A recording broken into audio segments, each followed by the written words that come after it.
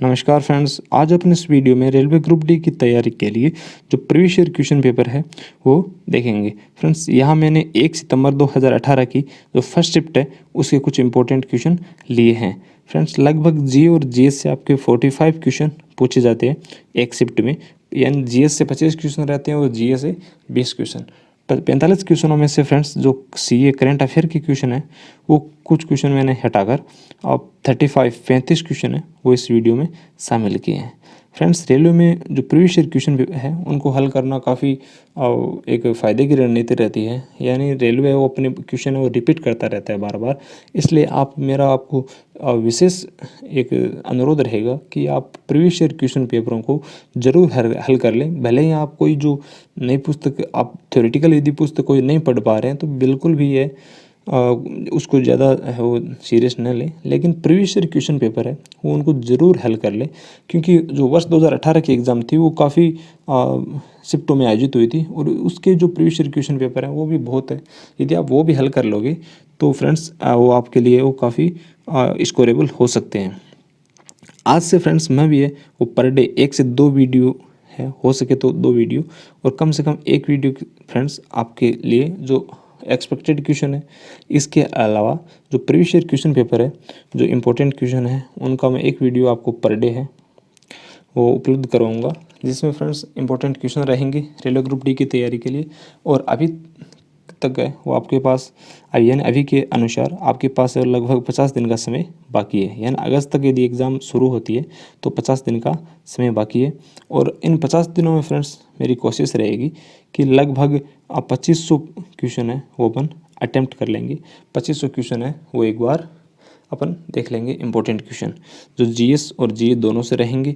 और मैं किस प्रकार तैयारी करता था सेम वही क्वेश्चन मैं वो आपको उसी पुस्तकों से जो प्रीवियस ईयर क्वेश्चन है उन्हीं को साथ मिला के आपको मैं यहाँ उपलब्ध करवाता रहूँगा। इसलिए फ्रेंड्स जो ये वीडियो सीरीज़ होने वाली है इसको आप बिल्कुल भी स्किप मत कीजिए, सभी वीडियो को प्रॉपर एकदम देखिए और जो भी क्वेश्चन आपको ठीक लगे, जो आपको नहीं आ रहे उसका आप स्क्रीनशॉट ले सकते हैं या पास में एक नोटबुक रखें उसमें नोट करते हुए चलिए फ्रेंड्स क्वेश्चन नंबर 1 की तरफ चलते हैं। यूरोप की सबसे लंबी नदी कौन सी है? यूरोप की सबसे लंबी नदी कौन सी है? काफ़ी सरल क्वेश्चन है फ्रेंड्स और सभी क्वेश्चन इसी प्रकार से आते हैं, आप आगे देखते रहना। ये प्रीवियस ईयर जो वर्ष 2018 की 1 नवंबर की जो फर्स्ट शिफ्ट थी उसके क्वेश्चन है, सभी क्वेश्चन सरल आते हैं। बस इतना ही है, अपन थोड़ा सा पढ़ाई को यानी हल्के में ले लेते हैं, ज़्यादा सीरियस नहीं लेते, पढ़ाई अपनी कम ही रहती है। यूरोप की सबसे लंबी नदी कौन सी है? आंसर होगा सी, वोल्गा।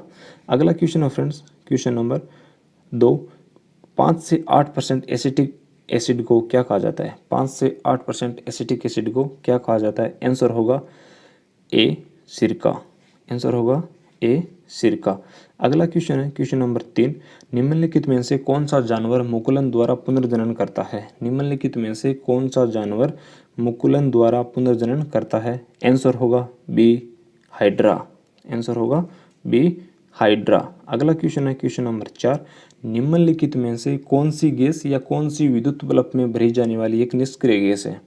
यानी निम्न में से जो 4 ऑप्शन है इनमें से कौन सी गैस है वो बल्ब में निष्क्रिय गैस, अक्रिय गैस के रूप में भरी जाती है? आंसर होगा सी, नाइट्रोजन। अगला क्वेश्चन है क्वेश्चन नंबर 5, निम्नलिखित में से कौन सा इकलौता देश है जो अंडर 19 वर्ल्ड कप 4 बार जीत चुका है? यानी अंडर 19 वर्ल्ड कप 4 बार जीतने वाला इकलौता देश कौन सा है? आंसर होगा डी, भारत देश। यानी अपना इंडिया है वो अंडर 19 वर्ल्ड कप 4 बार जीत चुका है। अगला क्वेश्चन है क्वेश्चन नंबर 6, प्रवासी भारतीय दिवस कब मनाया जाता है? प्रवासी भारतीय दिवस कब मनाया जाता है?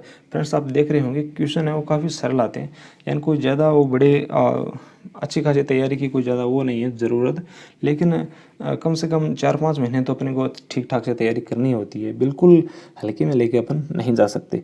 प्रवासी भारतीय दिवस कब मनाया जाता है? आंसर होगा ए, 9 जनवरी को। अगला क्वेश्चन है क्वेश्चन नंबर 7, निम्नलिखित में से कौन सा हार्मोन युवा अवस्था में लड़कों में दिखाई देने वाली उपस्थिति में बदलाव लाता है? यानी निम्नलिखित में से कौन सा हार्मोन युवा अवस्था में लड़कों में जो दिखाई देने वाली उपस्थिति है उनके जो गुण है यानी उनके व्यवहार में बदलाव लाने वाला हार्मोन कौन सा है? आंसर होगा सी, टेस्टोस्टेरोन। अगला क्वेश्चन है क्वेश्चन नंबर 8, रासायनिक अभिक्रिया जिसमें गर्मी यानी एनर्जी, उष्मा, ऊर्जा वो उत्पन्न होती है, यानी जो कौन सी केमिकल रिएक्शन है जिसमें एनर्जी उत्पन्न होती है, उष्मा उत्पन्न होती है, तो आंसर होगा उष्मा क्षेपी में, क्योंकि उष्मा क्षेपी में उष्मा का क्या होता है, उत्सर्जन होता है, और उष्मा शोषी में क्या होता है, अवशोषण होता है, यानी वो अब्सॉर्ब करती है उष्मा शोषी, फिर फाइनल होती है, और जो उष्मा क्षेपी होती है वो उष्मा उत्सर्जन करके फाइनल होती है। अगला क्वेश्चन है क्वेश्चन नंबर 9, वह बिंदु जहां एक वस्तु का संपूर्ण भार कार्य करता है क्या कहलाता है, वह बिंदु जहां एक वस्तु का संपूर्ण भार कार्य करता है क्या कहलाता है, आंसर होगा डी, गुरुत्वाकर्षण का केंद्र, यानी ग्रेविटी सेंटर, जीसी, गुरुत्वाकर्षण केंद्र। क्वेश्चन नंबर 10 है, परमाणु संख्या के आधार पर तत्वों को वर्गीकृत किसने किया था, परमाणु संख्या के आधार पर या परमाणु क्रमांक के आधार पर, एक ही बात है, परमाणु संख्या या परमाणु क्रमांक के आधार पर तत्वों को वर्गीकृत किसने किया था, तो आंसर होगा ए, मोजले, और इसका पूरा नाम है हेनरी मोजले। अगला क्वेश्चन है क्वेश्चन नंबर 11, श्रवणीय रेंज से नीचे आवृत्ति की ध्वनि तरंगों को क्या कहा जाता है, यानी जो अपनी श्रवणीय रेंज है, यानी जो सुनी जा सकने वाली रेंज है, उससे नीचे की जो आवृत्ति की ध्वनि तरंगें होती है उनको क्या कहा जाता है, तो आंसर होगा डी, इंफ्रासोनिक, आंसर होगा डी, इंफ्रासोनिक। अगला क्वेश्चन है क्वेश्चन नंबर 12, युजवेंद्र चहल किस खेल से संबंधित है, देखिए कितने सिंपल क्वेश्चन आ रहे हैं, युजवेंद्र चहल किस खेल से संबंधित है, आंसर होगा बी, क्रिकेट से।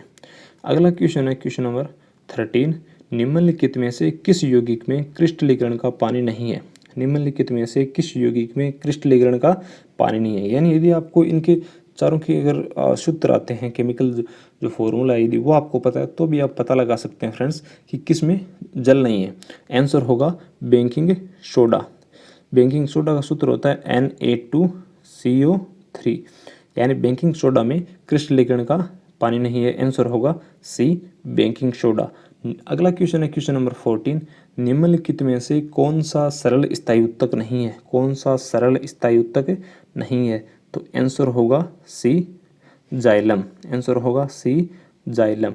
अगला क्वेश्चन है 15 नंबर क्वेश्चन, वाटरलू का युद्ध किस वर्ष लड़ा गया था, वाटरलू का युद्ध किस वर्ष लड़ा गया था, तो आंसर होगा बी, 1815 ईस्वी में, आंसर होगा बी, 1815 ईस्वी में। क्वेश्चन नंबर 16 है फ्रेंड्स, आवर्त सारणी के किस समूह में हेलोजन तत्वों को रखा गया है, यानी आवर्त सारणी में 18 समूह है, 18 वर्ग है, इसमें से हेलोजन जो समूह है उनको, हेलोजन तत्वों को किस समूह में रखा गया है, तो आंसर होगा सी, 17 में। हेलोजन तत्व कौन से है फ्रेंड्स, वो जो FCl, Br, यानी फ्लोरीन, क्लोरीन, ब्रोमीन, आयोडीन जो तत्व है वो हेलोजन तत्व कहलाते हैं, उनको 17वें वर्ग में रखा गया है। और 18वें वर्ग में कौन से तत्व है, जो उत्कृष्ट तत्व है, नोबल गैस है, जो helium, neon, krypton, xenon, radon, उनको 18वें, जिनका अष्टक है वो ऑलरेडी पूर्ण रहता है, वो अक्रिय तत्व कह सकते हैं उनको निष्क्रिय गैस कह सकते हैं, नोबल गैसेज भी कह सकते हैं। तो 16 में आंसर कौन सा होगा, सी, 17 समूह। अगला क्वेश्चन है 17 क्वेश्चन, 17वां क्वेश्चन, वेलू थम्पी दलवा किस भारतीय रियासत से जुड़े हुए थे जिन्हें अंग्रेजों के विरुद्ध विद्रोह के लिए जाना जाता है, यानी वेलू थम्पी दलवा का संबंध किस भारतीय रियासत से था जिन्हें अंग्रेजों के विरुद्ध विद्रोह के लिए जाना जाता है, तो आंसर होगा ए, त्रावणकोर।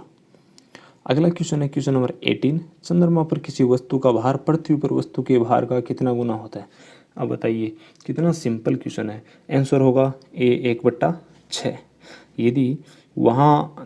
यदि धरती पे किसी का वजन 6 kg है तो चंद्रमा पे क्या होगा, 1 kg होगा, यानी इसका 6वां हिस्सा होता है।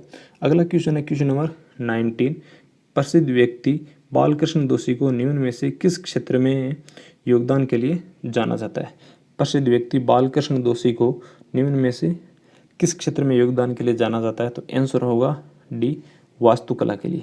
या इस प्रकार से भी आ जाए कि बालकृष्ण दोषी का संबंध किससे है, तो आंसर क्या होगा, डी, वास्तुकला। अगला क्वेश्चन है क्वेश्चन नंबर 20, अकबर ने धार्मिक सहिष्णुता की नीति का पालन किया और खालिस्तान को अपने दरबार में उच्च पद प्रदान किए। अकबर ने धार्मिक सहिष्णुता की नीति का पालन किया और यानी निम्न में से किस समाज को कह सकते हैं या किस वर्ग को अपने दरबार में उच्च पद, यानी जो ऊंचे पद है उन पर आसीन किया, तो आंसर होगा ए, राजपूतों को।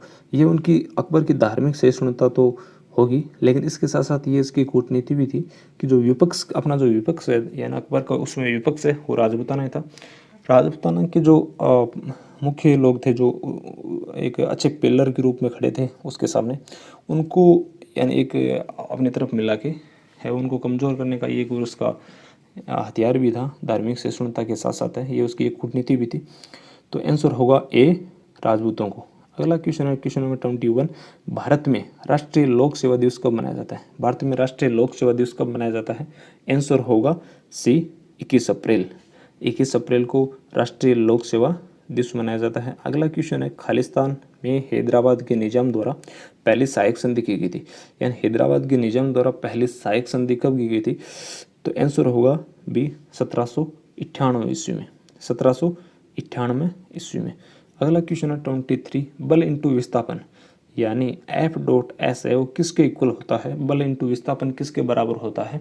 तो आंसर होगा डी, W कार्य के बराबर, यानी कार्य क्या होता है? बल इंटू विस्थापन। अगला क्वेश्चन होगा 24 नंबर क्वेश्चन। खालिस्तान एक ऐसा कारक है जो किसी निकाय को गतिमान अवस्था में लाता है या लाने का प्रयास करता है, यानी खालिस्तान निम्न में से कौन सा एक ऐसा कारक है जो किसी निकाय को गतिमान अवस्था में लाता है या लाने का प्रयास करता है, या रोकता है या उसे रोकने का प्रयास करता है? तो आंसर क्या होगा? ए, बल। आंसर क्या होगा? बल। अगला है 25 नंबर क्वेश्चन। भारतीय खाद्य सुरक्षा एवं मानक प्राधिकरण का मुख्यालय कहाँ स्थित है? भारतीय खाद्य सुरक्षा एवं मानक प्राधिकरण का मुख्यालय कहाँ स्थित है? तो आंसर होगा सी, नई दिल्ली में। आंसर होगा सी, नई दिल्ली में। अगला क्वेश्चन है फ्रेंड्स क्वेश्चन नंबर 26। निम्न में से किसका प्रतिरोध कम होता है? किसका प्रतिरोध कम होता है? फ्रेंड्स प्रतिरोध कम किसका होता है? जो चालक होते हैं, यानी जो विद्युत के सुचालक होते हैं उनका प्रतिरोध क्या होता है? कम होता है। तो देखिए, ए है विद्युत रोधी, बी है सुचालक, सी है अर्धचालक और डी है कुचालक। तो विद्युत रोधी का प्रतिरोध अधिक होता है, कुचालक का भी खूब होता है, अर्धचालक का कुछ कम होता है लेकिन प्रतिरोध ज़्यादा होता है। किसका कम होगा? सुचालक का। तो आंसर होगा बी, निम्न में से किसका प्रतिरोध कम होता है? आंसर होगा बी, सुचालक का, या चालक कह सकते हैं। 27 नंबर क्वेश्चन है डी ब्लॉक के तत्वों को निम्न में से किस नाम से जाना जाता है? तो डी ब्लॉक के तत्वों को संक्रमण तत्व है, जो लेंथेनाइड और एक्टिनाइड है उनको संक्रमण तत्व है, या डी ब्लॉक के तत्वों को संक्रमण तत्व के नाम से जाना जाता है। आंसर होगा डी। अगला क्वेश्चन है 28 नंबर क्वेश्चन। शब्द गूगली यानी एक शब्द है वो दिया हुआ है और किस खेल से संबंधित है ये बताना है। तो गूगली है वो काफ़ी प्रचलित शब्द है और काफ़ी है वो यूज किया जाने वाला शब्द है, एक ज़्यादा बड़ी शब्दावली नहीं है। आंसर होगा सी, क्रिकेट, यानी गूगली शब्द है वो किस से संबंधित है? आंसर होगा क्रिकेट। अगला क्वेश्चन है 29 नंबर क्वेश्चन। परमाणु का कौन सा भाग विद्युत धारा का निर्माण करता है, यानी इलेक्ट्रिक करंट कौन सा भाग बनाता है परमाणु का? तो आंसर होगा बी, इलेक्ट्रॉन।